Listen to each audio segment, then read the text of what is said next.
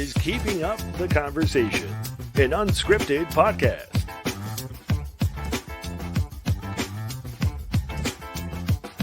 And now, here's your hosts, Tori and Big Ken.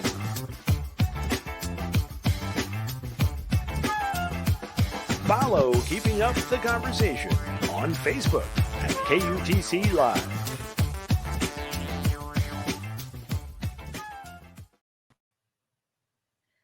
Welcome to another episode of Keeping Up the Conversation, presented by BLAQUELINE magazine. I am your host, Miss Tori, joined by my super duper co-host, Big Ken. What's going on?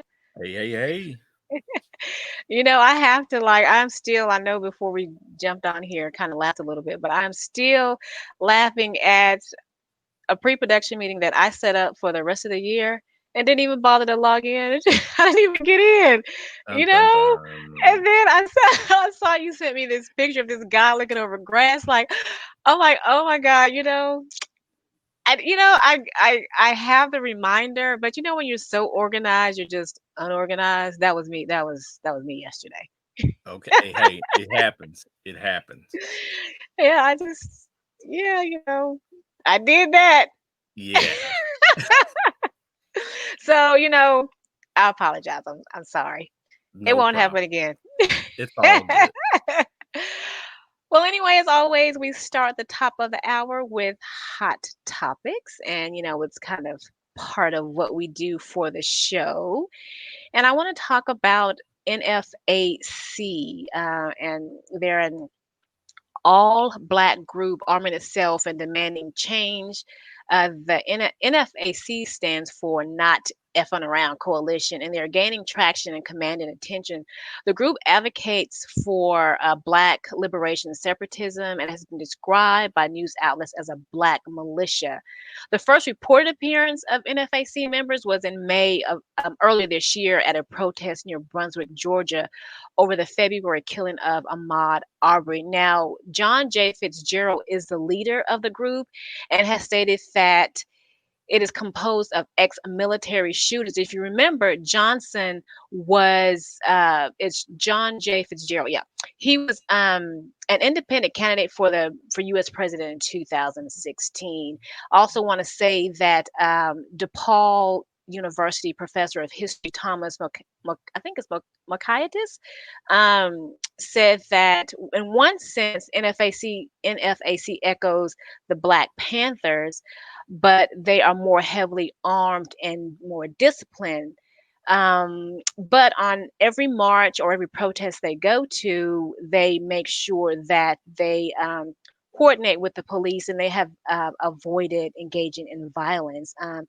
But from what I understand, I think the mission of the NFAC is to protect the Black community. Have you heard of NFAC? No, I had not. And when you sent me that information and I looked at the videos and I did my research, I was blown away. The fact Yeah. that we have a group of Black people that display this type of power, this type of presence, you know what I'm saying, with artillery. Right, exactly. And I think that's what I was kind of, when I was researching them and when I found out about them on CNN, I guess I don't know if I'm just living under a rock. I don't know, but are we allowed to march in the streets or protest in the streets with all these guns? Yeah, Is that allowed? well, in certain states they have laws for the guns. Now, I'm not going to quote any of them because I don't know all of them, but I do know that certain states allow you to carry rifles and things of that nature. Now, the handgun is, a separate deal from the rifles, but I know in most states, what I'm saying, you can carry rifles, especially in the South. So that's why Right. you see people riding around with like a shotgun rack or a shotgun in their truck, and it's not an issue, but Yeah. that's part of that. So, Mhm. but yeah, that was that was mind blowing to see that, and that's the closest thing that we're gonna see in this generation with something like the Black Panther organization. But the thing that I guess maybe I'm concerned about is that there was one time that the NFAC was at a protest and one of their guns accidentally discharged, and I believe it hit the sidewalk and bounced up, but no one was hurt, and I understand that, but what if someone was hurt? You still have people saying, "Oh, well, we're here, for a peaceful protest," but then you discharge a rifle by accident. Yeah, I think accidents happen. You know what I'm saying? Anytime you have weapons, you have the possibility that something like that could happen. And that's why we go through all these courses and things like that to teach you how to safely handle, firearm. And that's why those courses are important. But, with anything, of course, we're going to state the obvious that Hmm. when it's a group of black people and something happened, it's going to be looked upon totally different, Yeah. Oh, and it's going yeah, to be for sure. Yeah. ostracized and looked at totally different, Hmm. sadly. But that's just the way things are. But that's why I said again, that's why it's so surprising to actually see a group of individuals like this that are walking around so heavily armed, Hmm. and they went through all the proper channels to do it correctly. Yeah, and they did, like I said, they do coordinate their protest and the march, or if they're going to be there, they coordinate with the police. But my other concern is that they are there to protect the Black community. Mhm. But do you feel that maybe even in the Black community they could be afraid of them? Like, do you think that we understand as Black people what their mission is, but do you think that they could scare the community? That I don't maybe there would be violence? No, I don't think there'll be violence, but at the same time, I think it's up to that organization to actually go into the community before they, come in with the huge display, with the artillery and everything, to go into the community beforehand and talk to those communities and educate those communities on who they are before they Right. come in, with everything, because again, if I'm driving down the street and I don't know these guys and I've never seen them before, even in a black neighborhood, it's gonna be startling Right. to see a Yeah, large group I of agree. individuals walking around with assault rifles. I don't care what color you are. That's gonna send off an alert in your head. If you drive by and you see it, you're gonna be like, wow, that's they got some big guns out here. So Yeah, exactly. that's gonna Yeah. that's gonna stand out regardless. So I wonder if there'll be other people that see this and sort of jump on the bandwagons. I wonder if like other people or other organizations similar to this are going to just kind of start popping up. I'm pretty sure there are. We're human nature is just as such. If you see something and you like it, somebody's gonna emulate it. That's just the Yeah. way life is. So I'm pretty sure that there are gonna be people who are gonna emulate that just as well as in the back in the day there were smaller groups who did things like the Black Panthers, but they weren't the Black Panthers. So Right. they found inspiration in those groups, so they wanted to duplicate it. Same Mhm. thing in this situation. I think the thing that I do, I guess, respect about this group is that they are nonviolent. Yeah. They carry weapons, but they are nonviolent, and I don't believe that the protests or the marches that they've gone to have incited any violence. So I respect that as part of the leader. Believe his name is what his name is. They call him Grandmaster J. So Grandmaster J. Grandmaster J. Yeah. And so hey, so anyway, that is our hot topic, NFAC. Before we move on, I did go to their website, and but you really, it's almost like you, in order for you to get in, you have to join, or you have to submit your email and Yeah, I didn't go all to this their stuff. website. Yeah, I went to the website I went and to my trusty friend Google. me, I like to research, so I want to kind of dig in. And when I did, it's like they might as well be holding assault rifles on the website because you couldn't get in, you had to join, and that was not something that I was going to do. So, Yeah, yeah, I can totally understand that. So anyway, every week we profile a successful business in our business spotlight, and this week we are happy to shine the light on Drink Light, founded by Victoria Brodsky. So I know that Ken, I think you've tried it. Yes, I have and not had a chance yet to yeah, try I had a few drinks the other night, you it. know. And anybody who knows me know I don't drink that often. So yeah, so I had to make sure that I was prepared. So they come in two Yeah. different flavors. They have the berry flavor and the peach. Mhm, I'm a peach person. I like peach flavored things. So of course I went with the peach, and the peach was very good. mhm, And the next morning, I didn't have any, I didn't have a hangover. I didn't have any crazy effects. I drank it yeah. that night when I got home, put it in a bottle of water, shook it up, consumed it, and like I was telling Tori before the show, just looking at the ingredients in it, it looks like it's kind of similar to something like a Gatorade. I hate to plug that, but it Oh, has sure. Can they see? I don't know if they can see it. some of the same Yeah. things, which basically electrolytes that get your body back right, get your body back on point.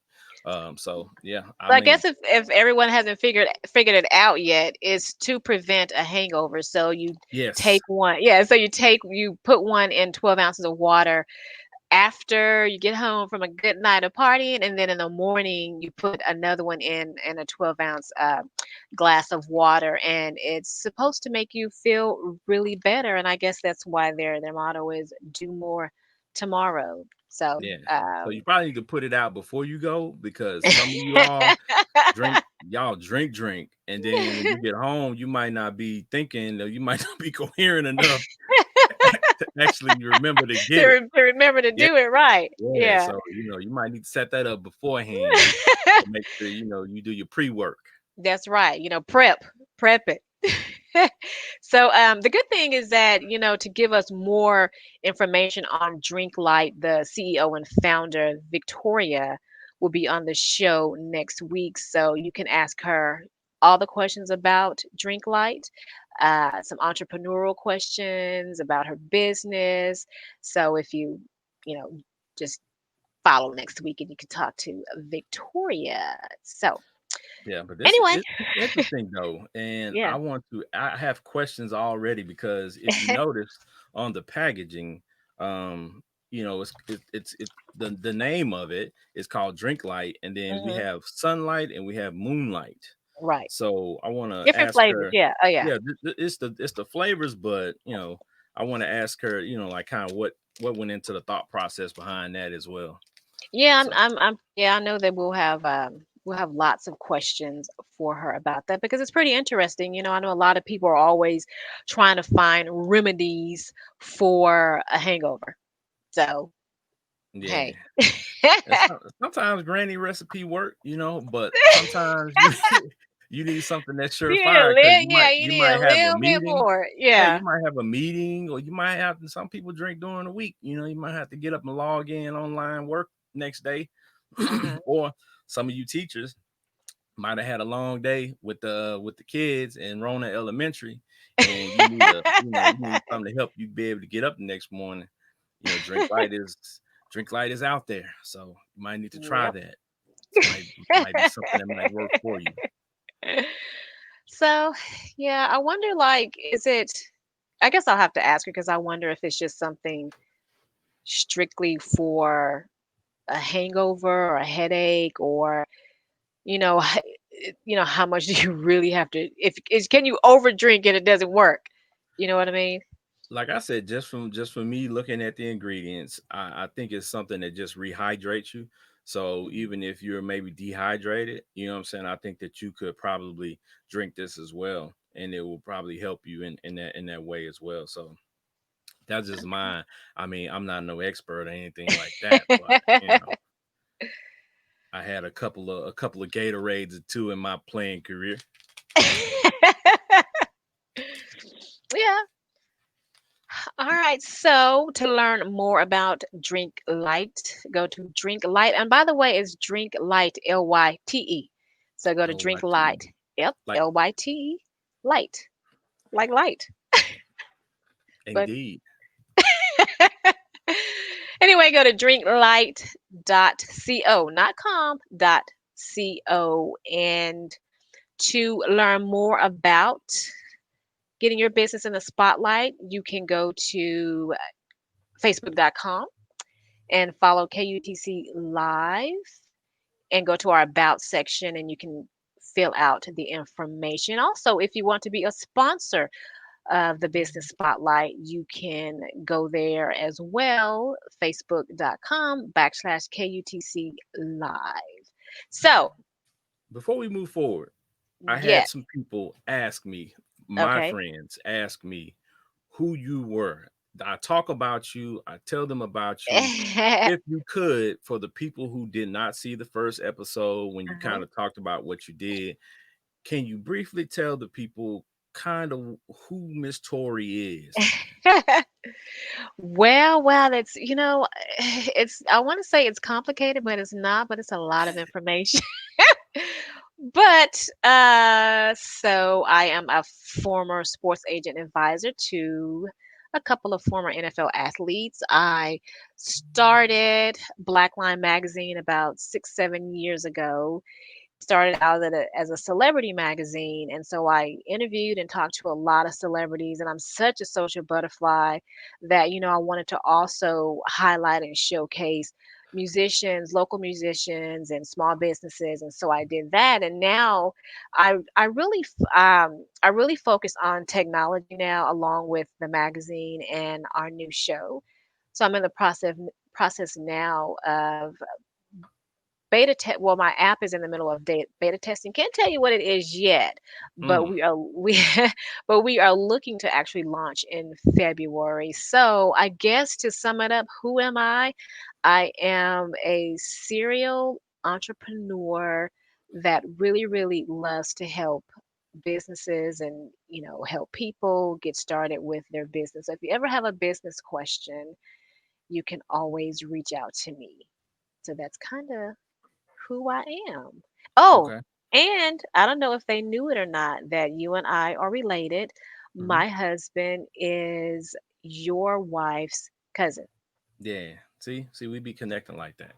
Yeah, see, and you know what I always want to say, which is why I have to say it really slow, is that I always want to say my husband is married to your wife. I don't know why I want to say that. It would be kind of That not would good. be interesting. That'd be interesting. It That's some would backwoods be, country type stuff. yeah, it would Yeah. be really, really interesting. So, Yes, very interesting. so And tell them about you. Who are yeah, you? I was You about to know, get I know to they want that. us to get started with the show, but you got to know who we are first. See, for me, this space is somewhere where I've been itching to get into for a long time on the podcast space. A lot of people who know me know I run my mouth. I can talk about anything, I can crack jokes, I can have a serious conversation, but this outlet allows me the ability to be able to do that both in front of an audience. And I'm grateful to, first of all, Miss Tori for allowing me Mhm. to join her cast, what I'm saying, as her co-host. But I just started working on it during the pandemic. At the very beginning of it, I had all these ideas floating around, and I was just like, you know what? Let me just hop in here and see what works. So I just went on live, Facebook Live, just ghetto, just black background, black shirt, just random, and went live for like an hour. And the feedback was good. The feedback was good. People tuned in, and I appreciate all the support that I always get on my Facebook page, on my Instagram page, on my posts. People like my memes. I appreciate all the love. So that inspired me to, you know what? Let me go ahead and make sure I, take this to another level, and let me see if I can draw this out. So I started a show called You See It Live. So You See It Live is born from a hashtag that I have been hashtagging my post for 10 years. So if you go to You See It, hashtag You See It on any platform, you're probably going to see a bunch of my posts. So that's what I hashtag. So people know me for that. When I'm in a grocery store or just random places, I hear people say, You see it. So I already know that, that type of branding is working. So I went with You See It Live. And so Mhm. what I wanted to do was bring the timeline that I have, which is the memes, the posts, and things of that nature. I wanted to bring that to the people. So that's what I started doing every Wednesday. So I went from that. One night, I'm testing new software, and I have a friend of mine. She has her podcast, Miss Daisy J. Shout out to Daisy. Shout out to Hey, Daisy J. Daisy.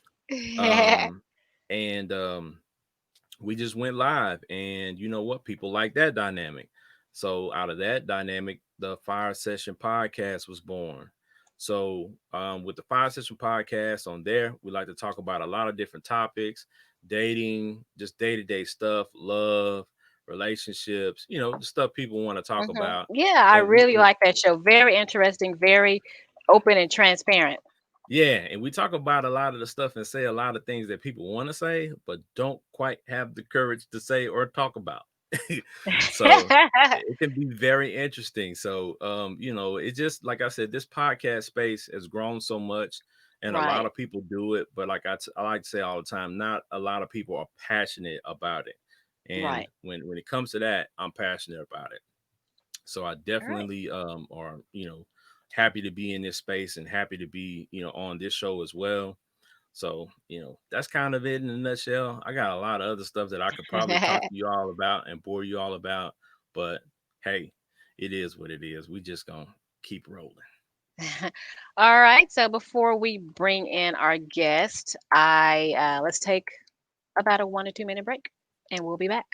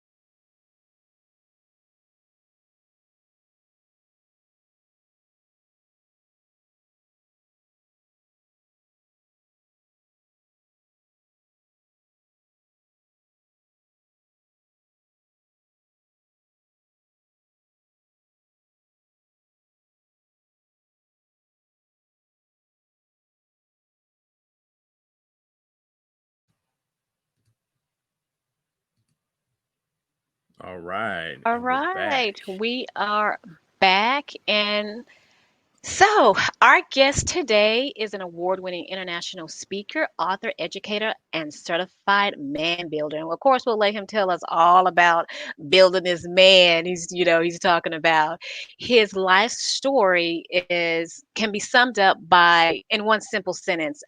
He went from rags to riches to ruin to redemption. He's authored and co authored several books, including Are You the Man? 201 Lessons I Wish My Dad Would Have Taught Me, The Real Man Spiritual Leader Blueprint, and many more. He's spoken at over 750 businesses and organizations, and his podcast, Real Men Connect, is the top rated podcast on iTunes for Christian men. He's made national appearances with ABC, NBC, TBN, Moody Radio, and has been featured in USA Today. Please welcome to the show the creator and founder of the multimedia organization Real Men Connect, Dr. Martin.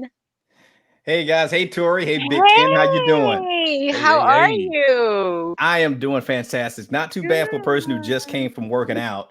So Hey, excuse my attire. I'm kind of dressed kind of casual. it's So, not even about the attire. It's all about the information. but I am feeling good. Anytime I get to talk Good. about men, I get super pumped and excited. So thank you guys for having me on the show. I really Oh no, appreciate it. thank you so much. And having you on the show right now is just with everything that's going on is very, very important because I'm sure men are feeling the pressures to step up and be accountable. Just with so much going on. But before we get started, I want you to tell us about Real Men Connect and what is a certified man builder. Well, as far as I'm gonna go backwards. We'll start with the certified man builder. That's called Okay. marketing. Okay. What? That's all that is. I was telling my girl to go build him a man. Uh-oh. No, that's called marketing. It's no different than Muhammad Ali says, "I'm the greatest." They said, "Man, you're the greatest." He said, "No, that's what I call myself." Everybody else is going to call me that. No, but the man builder is technically I use it as a marketing thing because of just what you just did. What is that? What is that? But as far as what Real Men Connect is all about, basically what we do is we help Christian men of faith, and we work with men who are not Christian, but the men who are attracted to us are faith-based. They have a belief in a higher power, God. And what we do is we help men win at what matters most to them as husbands, fathers, leaders of their home, leaders in their community. We help them do that. That's all we do. And we do it through community. We do it through connection. We do it through coaching. We do it through counseling. Did you catch that, Big Ken? That's a marketing thing. See all those C's, that alliteration? Yeah. Coaching, connection and counseling. Yeah.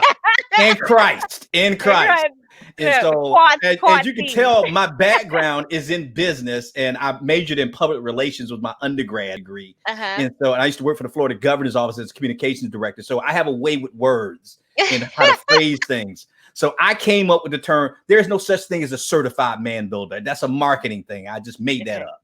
Yeah, because you probably had some women that wanted to tune in to see how they exactly. It worked. That's right. It worked.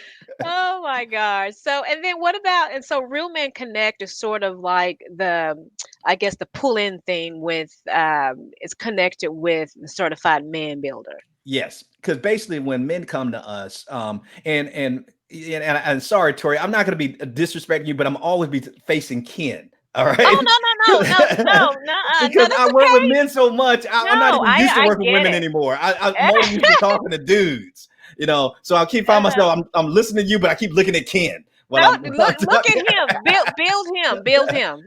But Ken can relate to what I'm getting ready to say. Here's basically why we exist. You can, whether it's if you go to a church or you go to a football stadium, it doesn't matter where you go. You ask them, any man, do you want to be a better husband, a better father, a better leader, a better man? 100%, unless they have an identity problem, will say, yes, I do. I want to be, nobody wants to be a horrible husband. Nobody wants to blow up their family. Nobody wants to mislead their family. Nobody wants to get stuck in an addiction. They said, no, I want to be a better man. 100% will say that. But here's the shocking part of it. Then you ask them a follow-up question to this. How many of you had an example of that kind of man in your home? I'll wait. Probably none. No, it's not that bad. Come on, Tori, don't get too negative. Bad. It's not that bad. Sorry. But however, but that's the cynical part of the woman in her. Look at it, it's got to be bad. No. Wait, hold on now, Dr. Martin. Now, hold on. Now, there are some times you get like 5 men in a circle and ask them, who was the men in their life, if they had fathers in their life, and they might say no, they didn't have one. But you're not too far off, Tori. You're actually close. It's not 0%, but it's less than 10%. Okay. Now, I've done this in churches. I've done it in a secular environment, and it still is the same. It's usually about around 5%, 5 or 7%. And that's the problem. We want to be better men, but we didn't have a man to show us how. So what ends up happening, Tori, is that if I connect with you and I'm dating you and I end up marrying you, you become trial and error. Oh, wow. Because how can I be something I've never was taught how to be? Right. So guess what? I'm just going to figure it out with Tori. Now, Ken, if Tori has to be your daughter, you're going to like, wait a minute, son. You ain't going to use my daughter as a guinea pig. On how to figure out who's your daddy. You found out? I need to meet your blueprint. And so that's what we do. So we're trying to give men, so because some men think they're too old now, thinking, wow, I never was taught. Then we walk into self-pity, like, I guess I got to be a lousy husband. I guess I'll just never understand women. I guess I'll never be the father. I guess my children will never connect with me. No. That could have been where you started, but it doesn't have to be where you finish. Right. And your past may explain you, but it doesn't excuse you. And so we're going to teach you how to be a man. So you can imagine they not going around shouting that I'm in this organization teaching me how to be a man. Right. They're not going around shouting about that. But guess what? They are committed and they are loyal. Because they said, dude, I don't know what I'm doing. Right. I don't know what I'm doing. So that's what we do. So you talk about men, not having that father figure in the home. You talk about, women could be a guinea pig if that man didn't have a man in the house. So that leads me to ask you this. You weren't always the man that you are today. So you have to tell us, what was it like growing up? I do know that one of the things, we probably have a lot of things in common, but one of the things that we have in common is having a young mother. And you had a young mother. I believe your mom was 16 when she had you, and she, due to circumstances in life, she was an alcoholic and she was abusive towards you. So tell us what it was like growing up in that environment. I had a very tumultuous childhood, and that's to put it mild and plain. I grew up in an abuse, not only physical, but also sexual abuse. My dad left when I was 2 years old, and my mom not only had me at 16, she had my younger sister at 17. So she was a junior in high school. Wow, with 2 kids. With 2 kids, which means she dropped out. She never finished high school. And so my mom pretty much, my grandfather she was one of 12 kids, and her mom died when she was 12. So we're talking about a man not being shown how to be a man. My mom wasn't even shown how to be a mom. And so my mom, who passed away last Thanksgiving. Sorry to hear that. And and my mom, I realized, and I knew this before she passed away, that I always questioned whether my mom even loved us, because there was times she wouldn't cook. She didn't know whether or not we were going to eat, and which opened me up to being abused because she was not a hands-on parent and my dad wasn't present. And when the predators are out there, they're looking for that kid who's not attached. They're preying upon it. And so I was preyed upon by other people. And so I always thought, man, why would my mom have me if she didn't love me? What I realized, my mom really did love us. She loved me. She just did the best she could with what the tools that she had. She didn't know any other way to do it. And she suffered from what most men suffer from, which is a learning disability that was never diagnosed. And it's called ABT, ain't been taught. That's a new one. That's our problem. We haven't been taught. And I thought it was just a man thing. There's women who are ABT, ain't been taught. My mom didn't know how to raise a boy. She didn't know what a boy needed. She didn't know how to raise a daughter. She didn't know what her daughter needed because her mom died when she was only 12.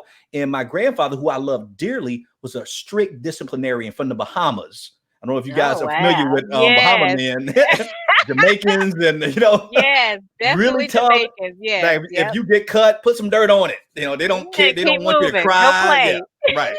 They don't play around. And so my mom, she was like my grandfather, iron fist. But at the same time, before I got into working with men, I used to work in education, traveling all over the country, working with school districts. And I used to work with at-risk kids. And I said, as tough as my mom was and all the mistakes that she did make, my mom had some great days that helped change our lives. In one moment, she could be telling you she wished you were never born kind of thing. Right. But then there's those moments when she said, Little Joe, and it's funny, you got Big Ken. I used to be called Little Joe because I'm 5 foot nothing, 100 and nothing. All right. But she said, Little Joe, don't you ever look down on anyone, but don't let anybody look down on you. You can do anything you want to do and become anything you want to become. And so she would give me these nuggets and these words. I'm like, it was like, wow, she'd be here one moment, and then wow, she'd be this woman. She was only 4'11", and we were scared to death of this woman. Scared to death. We were, I mean, oh, if I could tell you stories about this little woman, man. Oh my goodness. There's still not a woman I'm more afraid of than my mom until this day. Right, you know, but so she had her moments, but it was hard. And I was suicidal from the age of 12 to 16. Well, I just couldn't deal with it. So and that's kind of where I want to stop you. I have, and Ken, jump in anytime, because you know me, I'm all about getting some good nuggets. So you went through what you went through with your mother, but there was so much more that you went through. You went through enough tragedies, in your life, enough to push, that would rightfully so push someone over the edge. Yeah. But so this question is sort of, what I want to know is kind of twofold. How did you take the steps to, one, take control of your life when you were going through that abuse, and who was the male influence in your life when you were growing up? Well, I didn't take control. I was out of control. I was angry. I was one of those kids that if I would have taken my life, everybody would have been shocked, because they were saying he's such a nice boy. I grew up in the straight hood. When I say straight hood, I don't know how old you are. You ever remember 2 Live Crew? Yes, sir. Yeah, I grew up with them. Oh, yeah. Tori, don't go there now. I'm sorry. Back to the positivity. But I grew up in the hardcore hood. I'm talking about pork and bean projects. And Miami? So, yeah, in Miami, in Liberty City. And so so I'm in this environment. I'm growing up in this environment that I'm angry because I don't get it. I'm angry with God, because I'm thinking, God, how could you let me? That's bold. How can you help me grow? Why am I here? I got a mom who's drinking about 2 6-packs a night. And she's pretty much AWOL as a parent. My dad leaves when I'm 2 years old. I get basically raped by a man for 3 years. I watched 6 of my friends die before I was 16 years old. And I don't know if you've been to one funeral, but try going to 6 funerals when all the caskets are small. That'll mess you up in your head, man. Oh man, yeah. And I'm living in a Black community. Nobody's saying, oh, you need therapy. You should go to counseling. No, keep that in the family. Don't you tell anybody. Right. And so I got to deal with all this stuff. And I'm watching my friends, at least dozens of my friends, getting incarcerated.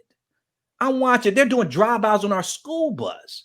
I'm watching crooked cops selling drugs. I'm being solicited by prostitutes as I'm going to my bus stop. And I'm talking, you got to understand, you guys don't know, I'm like 5'6" on a good day. All right. On a good day. Now imagine what I look like. Now imagine what I look like when I was 12, and you walking on your bus stop and you 12 years old, and some prostitute come and say, hey, little man, you want some of this? I'm like, I don't even know what that is. What you talking about? That's very traumatic. And so I'm dealing with all this stuff. And so Dr. Martin, we're laughing, but we get it. Yeah, I get it. But no, we understand. But you see that I'm not crying. I'm laughing at it now because I can, because I came out of it. But answering your question, no, I didn't have control. I was one of those kids. I was this passive aggressive that I tell you, when you're angry, when you're growing up in the hood, either you're going to lash out at society, gang violence, gang banging, all this other stuff, or you're going to internalize it. I internalized it. So every day I thought, I want to take my life. I want to take my life. I got close, but I want to take my life. So I didn't have any control. So to answer your question, it's by the grace of God that I got out of that. I wish I could tell you, oh, I just kind of buckle up my seatbelt and I'm just going to hold on. No, I made it out by the skin of my teeth. I know there's a God because I'm still here. Yeah. That's how I know there's a God. I mean, that's a journey for a little kid. And it's definitely a journey now. It's to be a little kid walking, especially in Miami, in Liberty City, you know, you had to be terrified. And one, it's like you said, I know you joke about it, but being the smaller kid, if people really wanted to be aggressive towards you, they could. And Oh yeah, so, I will you get know, bullied and picked on because of my size. I mean, I just thought, what kind of God is this? I remember my right. sister used to steal food to feed us. And I Mhm. mean, I would come home from school and I remember going in our kitchen and I would cut on a light and I would have to count to 3 Mississippi, 1 Mississippi, 2 Mississippi, 3 Mississippi. The reason why I did that because there were roaches in our kitchen Mhm. because we didn't have pest control. Right. And you living in Miami with all that humidity, the roaches just congregate. And I ain't talking about 1 or 2 roaches. I'm talking about an infestation of roaches that will make you want to just throw up if you saw it. So I couldn't go into the kitchen and see that. So I had to pretend we didn't have roaches by Oh, counting the 3 so wow. they are scattered. Then I remember going to the refrigerator and I would get on my knees and pray, God, please let there be food in the refrigerator. Please. And I would open it up and all of it with this blinding light coming out and roaches running out of the refrigerator. Oh My my mom God. stopped cooking. My mom cooked her last meal when I was 10 years old. What 10 do you years old. mean by that? What do you mean? She stopped cooking. She stopped taking care of us. So we had a godmother who lived next door to us that she was pretty much taking care of my sister and send food to give to my sister. But then it got to a point that my sister, when she was working and got older, she would come bring food home to me. Oh, wow. And so Okay. my mom, she was so depressed and so into her addiction to alcohol that she was disengaged. But if you knew my mom's story, which I've done a show on my mom's story, it's amazing that my mom didn't kill herself based on Oh, what wow. she had to You know endure. what? I didn't think about that. You know, it's that Mhm. that is a focus, you know. I got a question though. What I want to know is, with everything you've been through, did you ever, even in your adulthood, did you ever have counseling or anything to help you get past these things? Yeah, I didn't get counseling, and that goes back to when Tori introduced me. She says his story can be summarized: rags to riches, to ruin to redemption. Guess when I got to counseling, Ken? After ruined. Are you Ah, following? I didn't get it after I got I didn't get it coming out of the rags. I didn't get it when I had the riches.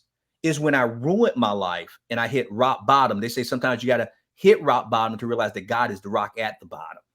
And so mhm. when I hit rock bottom and I pretty much lost my health, well, not, I would say risked my health, lost my wealth, because I lost pretty much most.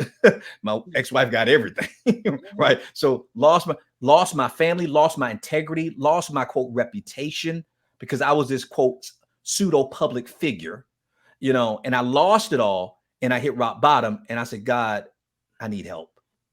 And I ended up getting counseling for 3 years, going through counseling for 3 years. I went through recovery for 7 years. So you're an adult when all this when Mhm. you first got counseling, you Oh, I was every a there grown man, man. I you're was in my yeah. mid 30s.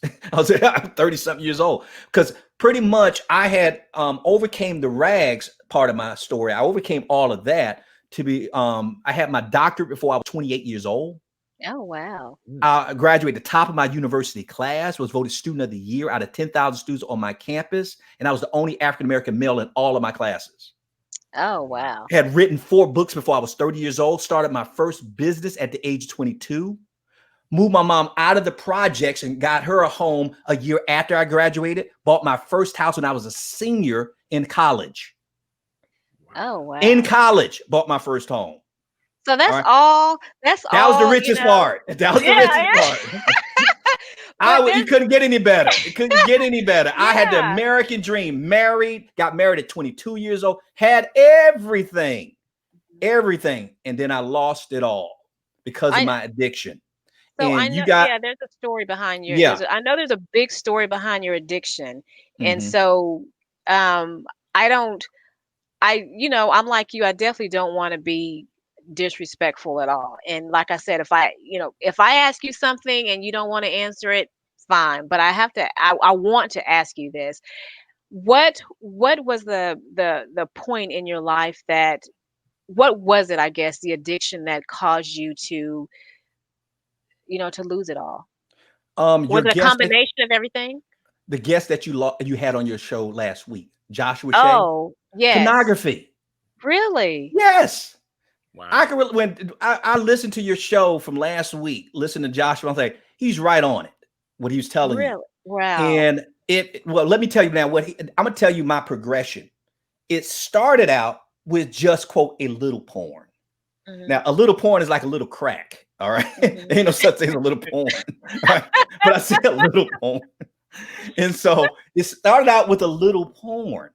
But the little porn, the only problem wrong, and I wish I could talk to Joshua. The only thing worse than a person having an addiction is a person with an addiction who has a lot of money. Oh, because you have access to it. I have access. Yes. So I just told you all that stuff I've been doing. I didn't tell you how much money I was making. Okay. Wow. And so here I am with a little porn.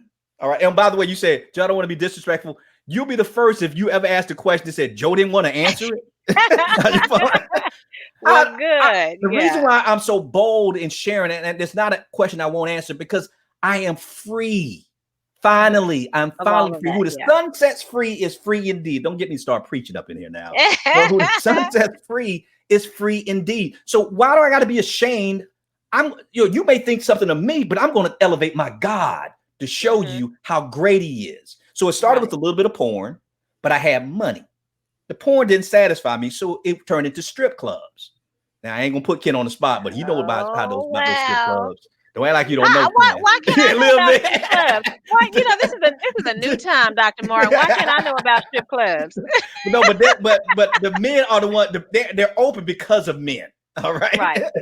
Okay. If y'all stop going tomorrow, they'll still be open. We stop going, they're shutting it down. Right. There'll be a lot of women out of work. We stop going. All right. So it started with that. So it went to strip clubs. Now, you don't go to a strip club broke. Right. You go to a strip club with money. Right. Now, the difference is I had a lot of it. Mm-hmm. So guess what I'm thinking? It ain't enough me just watching these women. If I throw enough money their way, I could take them home with me. And so I was able to now take women, the women I wanted to get to them. And because of my status, I started being invited to places that you wouldn't believe that exist in America. Oh, wow. I don't even want to go there. Underground. That you would think, you would say, no way in the world stuff like that has happened in America. Yes, it is. And that was over 15 years ago. Oh, wow. I don't even want to know what it's like now. It was scary back then. All right. So because of that, it ended up, I became what I had to make up a word for what I was, because there's no word to define. I became a serial adulterer because I was married during this time. Mm-hmm. And they said, Joe, what makes a person a serial adulterer? What makes a person a serial killer? They kill a lot of people. And sometimes they kill so many people, they forgot. I don't even know where I buried the body. I think I buried that body there. Well, I had gotten so bad that I had forgotten the women I've been with. That if I would run count. I lost count. That to the point that if I saw a woman in the airport, you wouldn't. And she came up to me and she says, "Do you remember me?" I'm like, "No." And here's the thing. Now, Joshua mentioned he was addicted to alcohol and porn. Right. I did this sober. I don't even like alcohol. So you were very aware. Of what I was doing. Yeah. That's how addicted I was. And so that's how I ended up, because my ex-wife, she was a virgin when I met her. Mm-hmm. I'm the only man she's ever been with.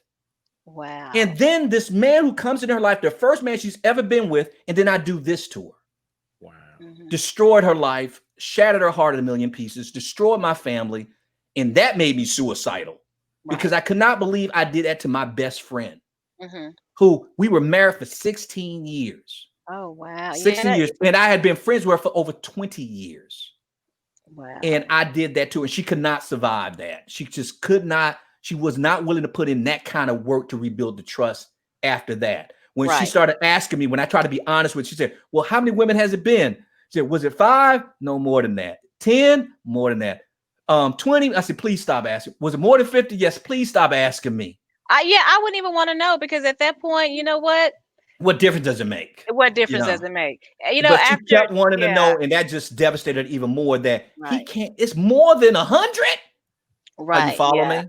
Yeah. And so I just, please stop asking me, please. Mm-hmm. And so that was my rock bottom, and I needed help. So I went through counseling for 3 years.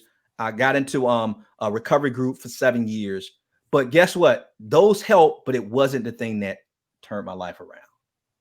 What It was was it? one man who I met Uh-huh. and why I'm doing what I'm doing today. So I'm wearing one a shirt. person. I have a shirt on. If you guys see, it says "Make disciples, Make not disciples, not excuses." excuses. I met a guy who had 8 kids, 5 boys, 3 girls, and I was on a speaking engagement after I had destroyed my life, and I ended up meeting him through his son, and I ended up spending 5 days in his home. Mhm. Changed my freaking life. Wow. Because for the first time in my life, Tori, I met a real man. Okay, now hold on now. So for the first time in your life, you met a real man, but define that. What does A that real man mean? is not my definition of a real man. The real man to me is the greatest man who's ever lived and walked this earth. And that's Jesus Christ. Hmm. Whether you believe in Christianity or not, no one would deny that Jesus wasn't a great man. Hmm.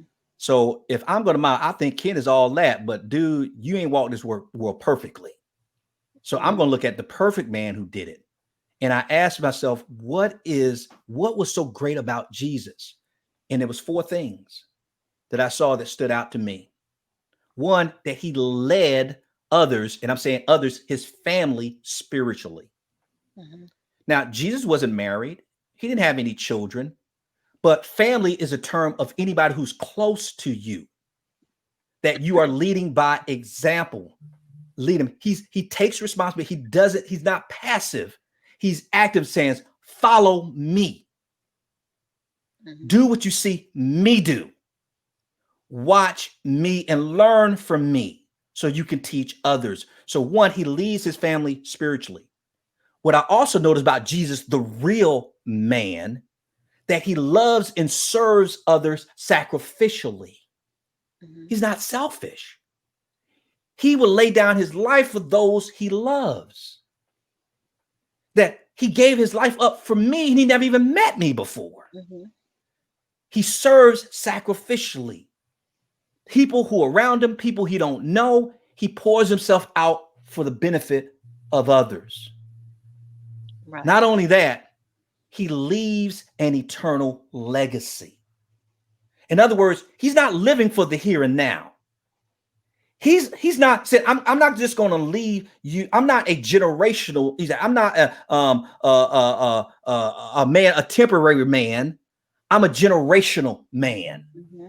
And so what I'm going to do is going to live long after I'm gone. Right. And a real man thinks about generations. Hmm. He doesn't think about just the here and now. And a good example beyond Jesus is looking at the legacy that Adam left us from the Bible. Now, you know what's not fair? When we think of Adam, we think he blew it. Man, he ruined it for all of us. That boy, if I could see that fool right now, I'd slap him, right? But that's not fair to Adam. You mean to tell me there was nothing good about Adam? Nothing? That man had to have some good qualities, but we don't remember that. Hmm. Abraham, who we call the father of faith, generational faith, right? Right. But yet, that's the picture we have him. Go back and read about Abraham. He was jacked up. Hmm. He was fearful. He didn't step up when he needed to step up. But what do we remember him for? A real man leaves a generation, leaves a legacy of faith. Jesus did that. But the 4th thing, and this is what I mean by when I met this man, the 4th thing, and which is the reason why we're struggling as men today, that Jesus did that we're not doing. This right here. A real man teaches other men how to do the same.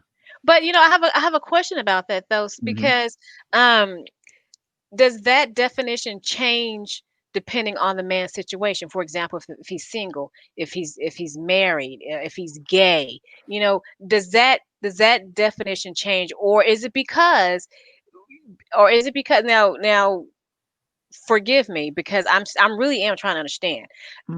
Does that definition change depending on the man's role, or are you saying that it's all about the God you serve?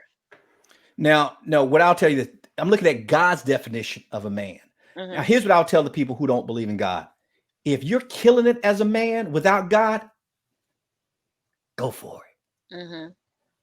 But if you're struggling and you're thinking, how come my relationships are not right? Mm-hmm. How come my daughter doesn't want to marry a man like me? Mm-hmm. How come my son doesn't want to be the kind of man that I am? Then maybe you need to try a different approach, brother. Mm-hmm. Now, to answer your question about does it change? No, God's definition of a man, I'm looking at not mine. God's definition of a man doesn't change just because his role changes. The only thing that changes with his role are his priorities. Mm-hmm. Now, let me give you an example. We're going to start with the married man. God's order for a married man, and I saw the man who taught me walk this out. That's why I say he was a real man. He demonstrated this, and I saw it, and I never seen it before, but I saw it in this man who I could kill. He's just a normal man.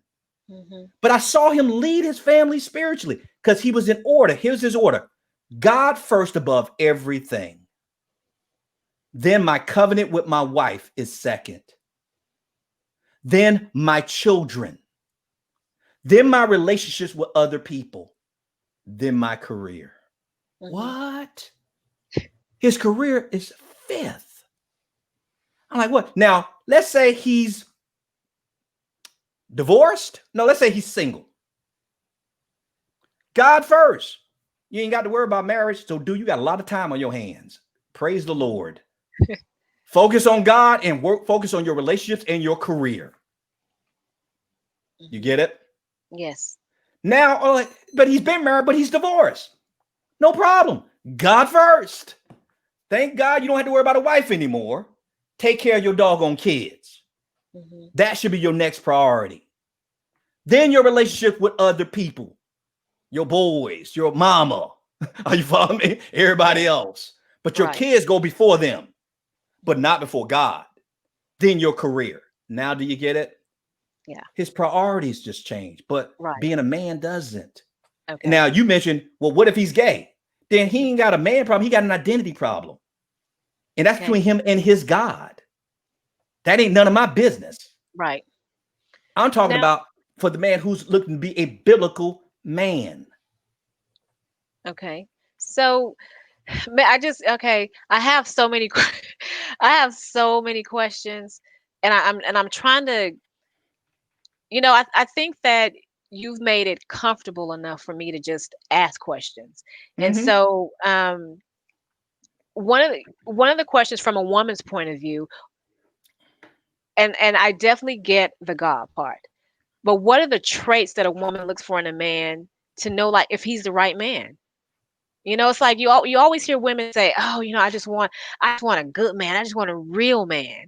What did you hear that? So it's like, and I have girlfriends, and I hear them say that, I just want someone that's just a good man. Well, you thought you had that with the last man. So what are the traits that a woman can look for in a man? Now, what I'll do for you, Tori, I have a daughter now who's not my biological daughter, but you can't convince her I'm not her daddy. She loves herself, her dad. Because I have my biological son, because I'm remarried again now. I'm doing it right this time. I'm finally doing it right this time. So I'm what I'm going to do, I'm going to be really authentic because I'm going to pretend they're my daughter. Please. Okay? Because I'm telling you, if I was a woman, first of all, y'all don't know how much power you have. Y'all give away y'all power too easily. If women knew, y'all could get us to straighten up like that. If you knew how much power you have. But for some reason, y'all keep giving it to us. Just keep giving it away. So I'm trying to help my daughter, who's now 18. And I told her, I said, Faith, her name is Faith. I said, Faith, trust your daddy on this. You better bring him home and let me talk to him. All I need is 30 minutes. See, y'all say, I got to date him for a while. I got to get to know him. I don't need me to do that long. Y'all crazy. I just need 30 minutes with him. And I'll tell you, no, run, Forrest, run. I don't care how much money he's making. I don't care how good he looks, how fine he is. I don't care. No, I can see right through men. I'm telling you, less than 30 minutes. I have not missed it. She's brought boyfriends to me. And I said, I'm telling you, no. And then guess what? But Daddy, but you don't know, Daddy. You don't know. Daddy, I'm gonna listen to you next time, Daddy. But it has to be. It's like when you're raising a kid, and and you spank a kid for something, they got to know why. Right. So when you say not this person, or when women, after a while, we know when a man is not good for us. But there has to be traits. There has to be something that a woman can look for. It's just like when you're looking for a man for your daughter, it's something that you're looking for. Okay, now I'm going to share with you now. See, the thing, you ain't going to like it. Yeah, that's all right. But if you want help, I'm going to help you now. You can do what you want to do with the information. I'm trying to tell you, girl, I love you. I'm trying to warn y'all. All right. The first question you need to ask when you meet a man, you ready for this, Ken? Who's your daddy?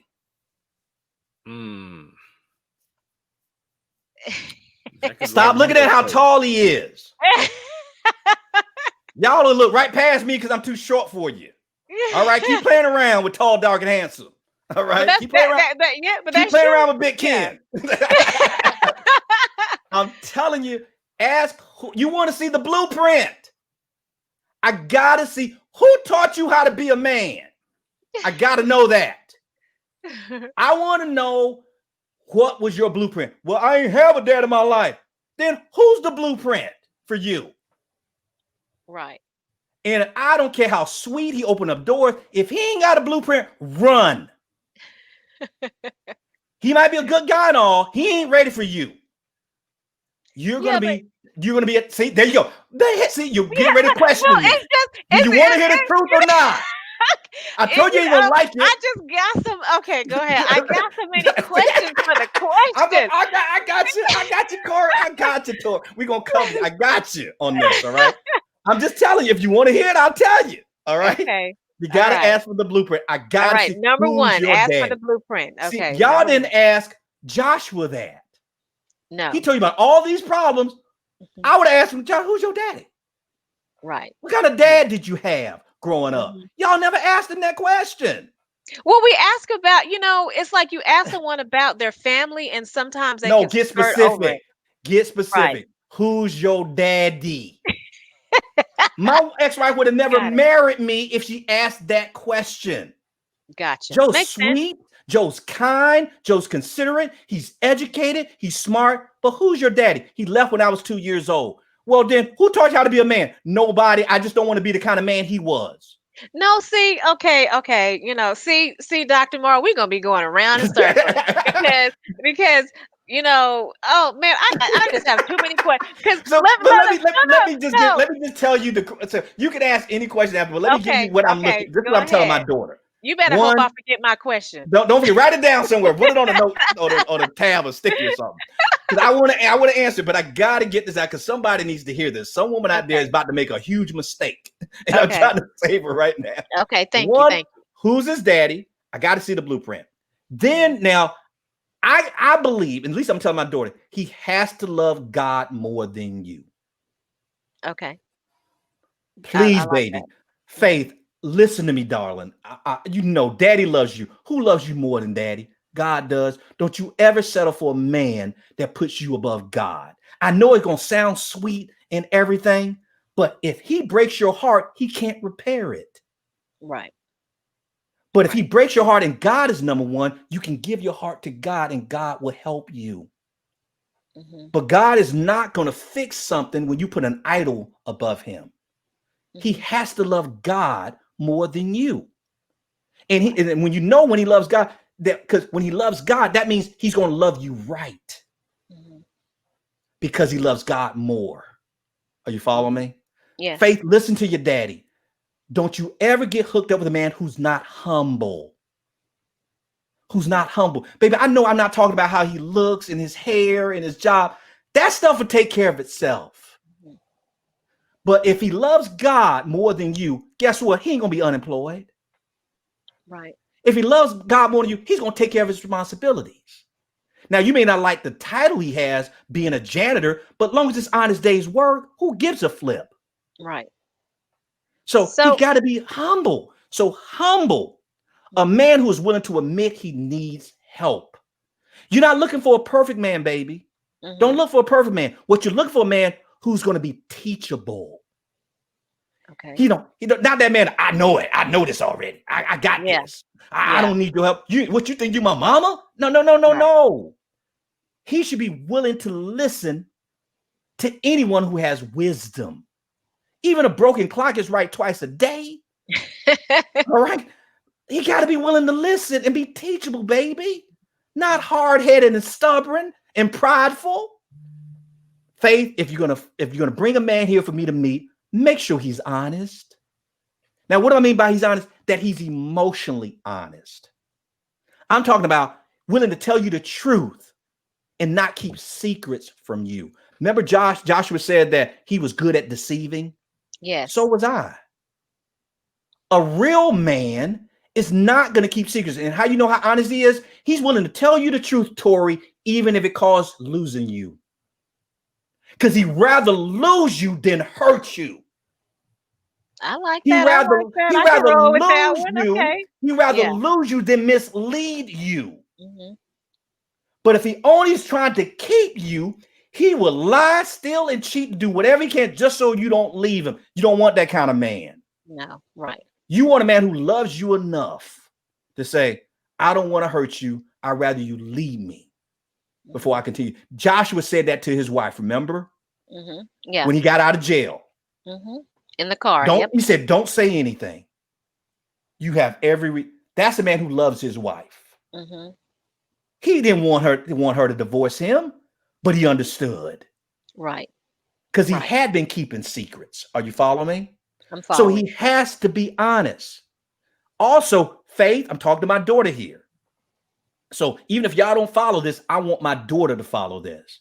Faith, make sure he's a man who's not afraid of accountability. Here's why, Faith. You show me a man who's afraid of being accountable, or who has no accountability, I'll show you a man who can't be counted on. You need a man who has a strong support system of accountability. Why? Because he is going to be stuck on stupid occasionally. And he needs some people in his life. Here's the key, Faith. Some men in his life that you respect. Right. That you said, wow, if I wasn't married, I'd marry that man. He has to a man is only as strong as his support that he has. Look at the men around him, Faith. Would you consider marrying them? No, then don't marry him. That's a good point. That's a valid point. Accountability. But you say all these valid women ain't looking at this stuff. They ain't looking at this. Yeah. Accountability. Who's your daddy? You show me your friends. Accountability. And here's the next thing I'm looking for. Faith, make sure he has a coach or mentor. He may not have been raised by his daddy. His daddy left, abandoned him. He don't even know who his daddy is. His daddy's incarcerated. That's okay, but he needs to have somebody else fill in the role. Who is the man that when nobody can get through to him, all his wife has to do, all you got to do is call that dude. That dude calls him and he does this. Yes, sir. Okay, sir. Because you show me a man who's not willing to submit to earthly authority, I'm gonna show you a man who won't submit to God's authority. And you know the only man I'm afraid of, Tori? A man who ain't afraid of God. Oh yeah. You need a man who has a reverent fear of God. And you know how you know if he has a reverent fear of God? If he has a reverent fear of another man who he respects. I got 5 men. I had 6. 1 died last year. I got 5 men like that. All my wife has to do when I get stuck on stupid, which is a lot, is said, do I need to call Howard? Do I need to call Pastor Terry? Do I need to call Bernie?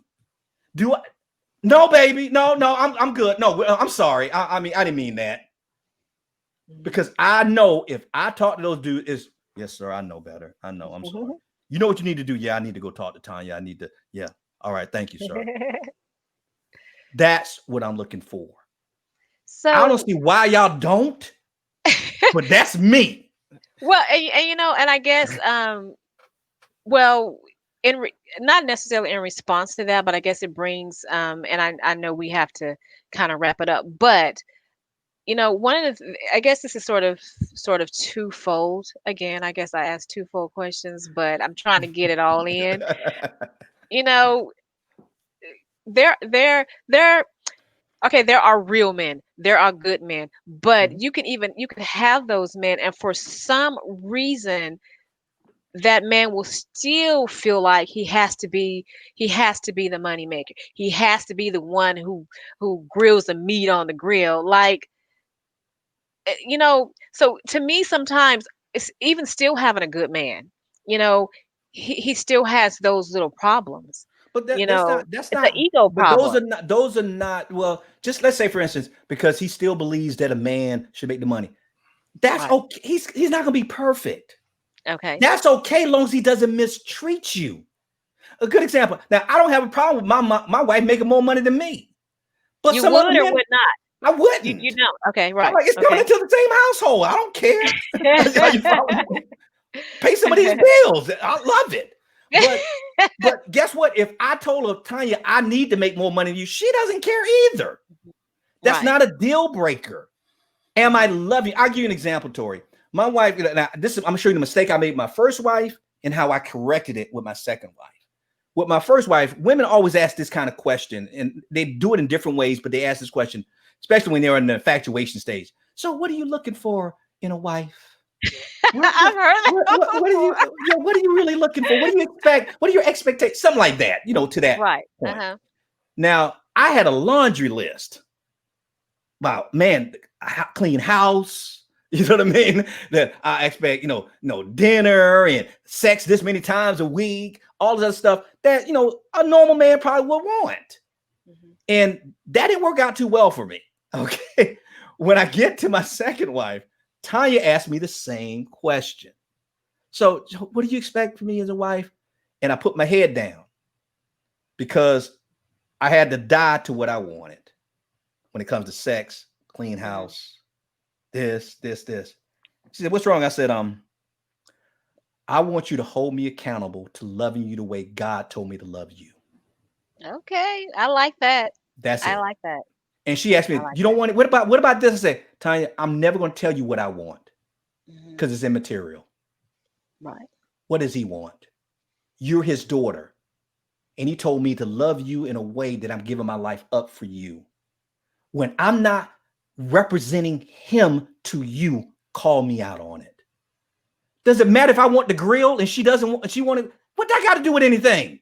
Right. What they got to do with a pay stub? I don't Right. care if that's his hang up. I'm glad that's his only hang up. But is he loving her right? Mhm. Is he the kind of man that she's going around? Can you gonna love this? I tell men, I said, you know how I measure man? Women measure men by different ways. You know how I measure man? By the smile on his wife's face. Hey Exactly right. now. So if Ken is around me and he's bringing his wife, I see Ken, I'm like, Yeah, I'm let me looking at see. him and I'm looking at his wife as she looks at him.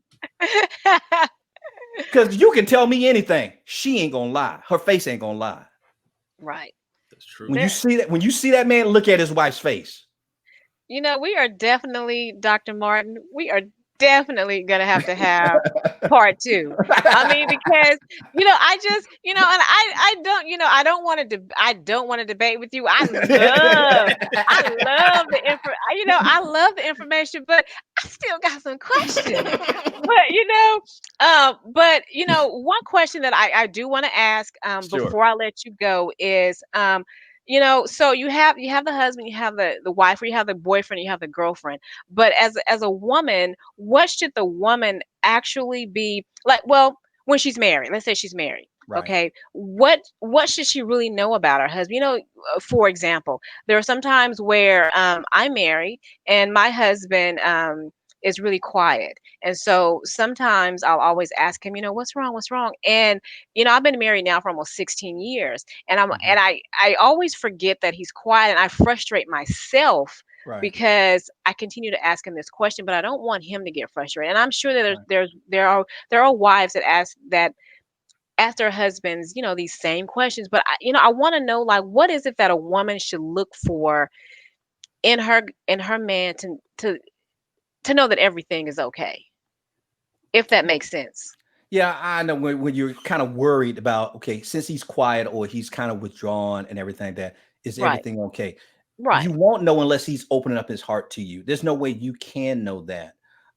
What you can do, again, I always examine a man's, like what we do in our ministry. I examine a man's relationships. See, now I haven't met your husband, and if he's quiet and he's reserved, and you got to kind of pull stuff out of him all the time. Here's what, and now you're gonna say, Joe, how in the world could you know this? Are you following me? What that tells me, I don't want to answer that. Don't answer that question. What that tells me is that he doesn't have a lot of close relationships with other men in his life. Okay. And he doesn't. Remember, I told you look for that coach and that mentor. Yeah. Here's why. Let's say he was my friend, or I was his mentor. Guess what I'm asking him, Tori? I'm telling you about the guys in what we do. Every week we're talking, and guess what we're asking? So tell me, what's your biggest challenge this week when it comes to Tori? Well, man, she's too happy. She keep asking these questions, man. She keep asking me questions all the time, man. I was wondering what you thinking, how you feeling, it is driving me crazy, man. And we'll let them get it out, and then we say, okay, why is that bothering you so much? Man, it's bothering me because sometimes I just don't. Now, what you're doing, how you're responding to her, is that honoring to her? What do you think she's thinking if you're not opening up?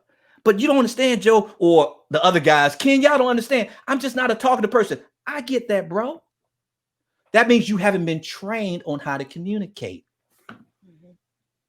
Make disciples. Not excuses. Let me train you on how to respond the next time Tori asks you that. Here's what she's really asking you: is our marriage okay? Are you following me? Am I asking that? No, I'm not. I'm just making that up. Oh, okay. but we're digging. That if she is not satisfied, that means there's more to the question than she's asking you. But see, now you see why we need that accountability? Yes. That's why. Okay. Because it's frustrating you. And that's unnecessarily. If he had somebody asking him about it, how's your relationship going, bro? Man, this week, what's been the greatest? Tell me something good has happened this week. What's been your biggest challenge with Tori this week? Man, if you could fix one thing in your marriage, what would it be? What's the last thing that Tori complained about? Man, when the last time you took Tori out on a date? When the last time you had a meaningful conversation with her? You get it? Yeah, I get it. Now you also see why men don't want to be around men like this. Right. That's why accountability. Accountability. And what did I tell my daughter Faith? A man with no accountability can't be counted on. Now you see why? All of those things force you to have to look at yourself. Look at yourself. And a lot of guys are uncomfortable in that. They don't want to look at themselves in the mirror. They'd rather look out a window, Ken. But we don't want to look in the mirror. Yep. Look out the window. See what's wrong with Tori? See, she ain't doing this. If she just did that, dude, look at the mirror. So when you get around your boys, that's why you got to get around. He has to have men that you respect, because he can get around the wrong boys. Man, your old lady need to be stopped, man. She should be happy she got a man like you. Oh, wow. Seconding his stupid. Are you following me? That's all he's doing. Yes, man. So you just can't have boys around. You got to have men around you, not boys. Yeah. Yeah. And so that's why he needs it. There may be nothing wrong with him. But he needs an outlet. He needs relationships with other men so he can be more comfortable in his relationship with you. My God. This is why I put it this way. The men in his life is your insurance policy for your marriage. You know what? I'm hanging up now. No. You know what, DeMartin, you have to promise that you will come back on the show. Anytime, Tori. Anytime. It's, very, very informative. And, I just want to thank you so much for joining us today. You were such an inspiration to the men, but also to the women that's walking beside them. So I just, I want to thank you so much. And I know that we laughed And I know some parts of the conversation were really serious, but at the end of the day, I know that I'm walking away more informed than I was before I got on here. So I want to thank you so very much, and I definitely would like for you to come back on the show to do a part two, because yeah, I do have questions, but I think they're more geared towards I kind of want to bring the women in a little bit. I know you said Right. that you kind of Right. talked to bring the women in a little bit and just kind of talk about relationships. Mm-hmm. Um, Anytime, Tori. This has been a pleasure. You and Ken have me on. I mean, obviously you see I'm a little passionate when it comes to with oh men. yeah, Pretty I sure see the that. women are gonna have a lot more A questions. lot more questions. Yeah. So Because anyway, the truth is, Tori, when the men get it, everybody wins. When yeah. we get it, everybody wins. You win, our kids win, our community win. It changes everything. So I'm on this mission to help men become better men for the next generation. That's what And we're I trying to do. and I think that, I can kind of speak for, Ken too when we say that we totally appreciate that. Oh, Yeah, We need definitely. there, there has to I think that what you are cultivating is another generation of men to be men, by, through the spirit. So mhm. I definitely appreciate you coming here. And anyway, to learn more about Dr. Martin and his work, visit realmenconnect.com. Thank you so much, Dr. Martin, for joining us, Thank you, and guys. we All look forward right. to our to part two. Part two. Thank you, Big Thank you. Ken. Thank you, my bald headed brother. All right, man. You You know what guys I'm All saying? take right. care. All right, bye. All right. That was awesome. That Yeah, was yeah. that He was he gave a lot of great information, yes. and what he's pushing and what he's trying to do is very much needed in our communities. I don't care who you are, what your background is. Being a man is something that is, across the board. People think they know what a real man is and what the Mhm. responsibilities are, but that accountability piece and being able to talk to other men about your personal, we get together with the guys and we talk about crazy stuff, madness, foolishness, but we really don't get together with our friends and really have these conversations. And as we get older, we realize the value in that steel sharpening steel or iron sharpening iron, Right. what that really means. So you Mhm. got to get around some people that, what I'm saying, are trying to build and become a better person, because some of your Right. friends are not knives, they're, not sharp. You know what I'm Right. saying? Yeah. Oh, They're yeah. butter Kind of knives. dull. Yeah. Yeah. And one of the things that Dr. Martin has is he has like these accountability groups, and I think that I don't know how big they are, but I'm sure based on Dr. Martin's reputation, they're pretty big. But one thing that I was thinking of while he was talking was when he was speaking about accountability is that why men, I mean, and maybe Ken, you can answer this question, why men don't start those accountability groups. I know that sometimes, like you said at the end of the show, at the end of the conversation, that men don't really want to, I guess at sometimes be accountable and have things point out to them. But I just think that if you have a community of men in a accountability group, I think that sometimes relationships can be forged and could be a little bit stronger. I mean, I don't know, why do you think that you But guys don't have those groups, well, see, that's the thing. We have them, but like I said, we have friends that we talk to about our lives, about things that are going on, but usually we don't talk in depth. And for a lot of guys, we're used to being in control. We're used to Hmm. being, what I'm saying, what we deem as accountable. But we don't want people to point out our flaws. That's a Hmm. hard thing, like he said, to look in the mirror and say, you know what? I'm not on top of my game. You know what I'm saying? Like, what can I do to improve? You don't want to be talking to your boys, because when you go to your boys, you want to make them seem everything's okay. Man, I got Hmm. everything covered, but really you're falling apart. And that's what your Hmm. friends are supposed to be there for, to help hold you up, to help hold you Right. accountable, to help you build and get better. And you're supposed to do the same thing for Mhm. them. So Right. the And the, I the agree. infrastructure is there, but we're just Mhm. not making great use of what we have. Right. I mean, I think that I definitely can't wait to have Dr. Martin back on the show again. I want to definitely talk about, building stronger relationships. And I know sometimes it does start with a man, because I think that as a woman, we look at you guys differently. No matter how strong a woman says she is, I will always and firmly believe that, she's even stronger with a good man on her side. So that's what I'll always believe. So. Yep. Anyway, it's a great show. So tune in for next week's show. Our guest will be the CEO and founder of Drink Light, Victoria Brodsky. She was our business spotlight this week. So if you would like your company to be in the KUTC business spotlight, send us a message on Facebook at KUTC Live. And remember, you can watch KUTC Live right here on Facebook, or if you missed a show, you can click on the link on the KUTC Live Facebook page or visit BLAQUELINEentertainment.com. And as always, I end the show with a positive quote. And I got this quote because I knew that we were going to be talking to Dr. Martin about men and about relationships. But it is: a strong marriage requires two people who choose to love each other, even on those days when they struggle to like each other. Until next time.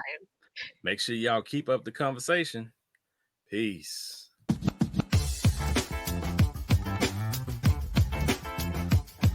Follow Keeping Up the Conversation on Facebook at KUTC Live.